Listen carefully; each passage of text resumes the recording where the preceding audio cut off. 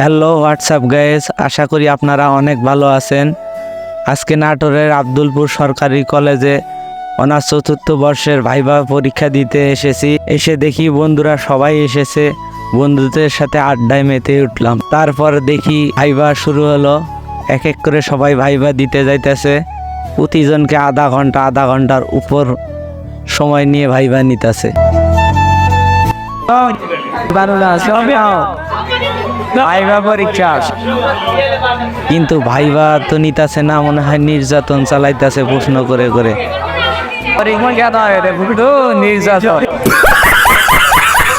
রুমে ভাইভা নিতেছে না প্রশ্ন করে নির্যাতন চালাইতেছে, কিছু বুঝতেছি না।